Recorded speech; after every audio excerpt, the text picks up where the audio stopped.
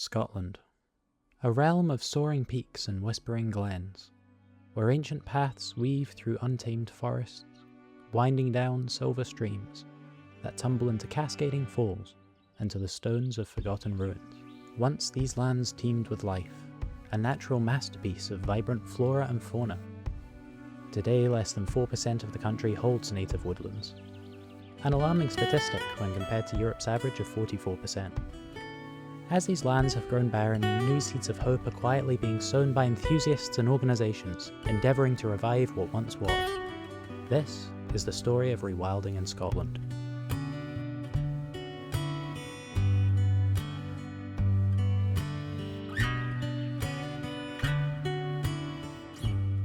Rewilding renews our bond with wild spaces. For millennia, humans have culled species and taken freely from the land. Crucial species like beavers engineer new wetland spaces and manage woodlands. Over 600 years ago, we hunted them to extinction. From hedgehogs, red kites, and squirrels, to wildcats, otters, and more. These animals are essential to balancing Scottish ecosystems. They need our help. I'm Heather McNab. I'm a graduate from the University of Stirling. I study environmental science and outdoor education, and now I'm working with a landlord in Kilmacranach to see if we can rewild some animals on his land as well as grow food for us. I live in a very beautiful country and I love exploring it in my spare time. I do a lot of hill walking and climbing, and I think rewilding is quite core for nature to be preserved and for our country to be a hub of natural balance.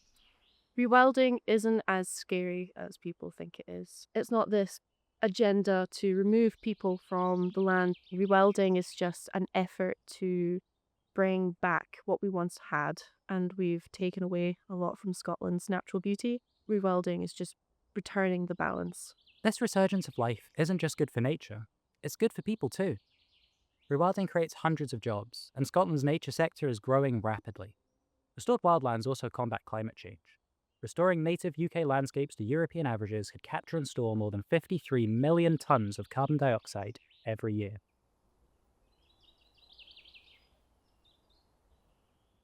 Amongst the lost species of our wildlands is the Eurasian lynx, an elusive predator that was lost to Scotland over 1,300 years ago. The lynx was crucial in controlling deer and wild boar populations. Bringing them back would help to prevent overgrazing, allowing our lands to recover and thrive once again. Many express concerns for livestock, primarily sheep.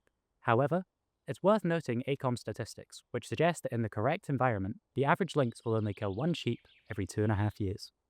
Lynx are not as controversial as wolves because they're solitary animals. They don't hunt in packs.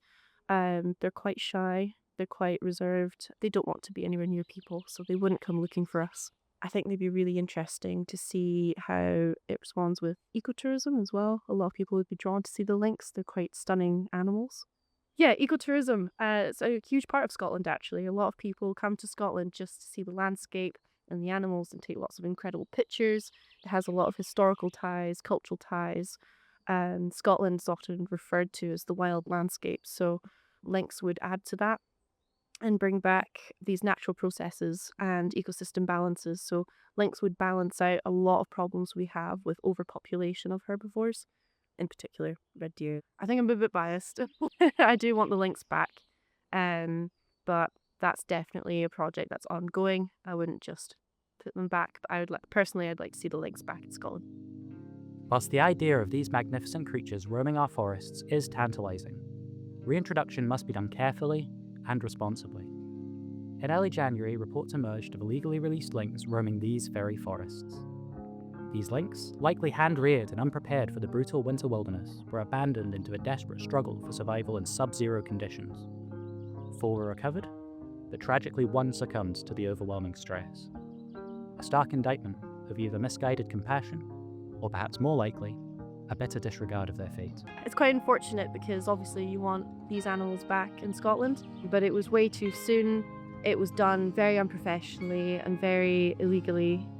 I think putting 4 animals into an environment they've not been exposed to before is incredibly unfair to both the animals and the people. It's scary for both. and these animals were clearly not ready for it. Doing it in a controlled manner with the right way, the right population and release and agreements with rural people is really important. Scotland stands at a crossroads, a chance to repair the ruins of our past, to rekindle the wild heart of our nation and become world leaders in biodiversity and ecotourism. With plans to increase woodland cover, to return animals to habitats and to reduce emissions, Rewilding offers hope for a future where nature and humanity can thrive together.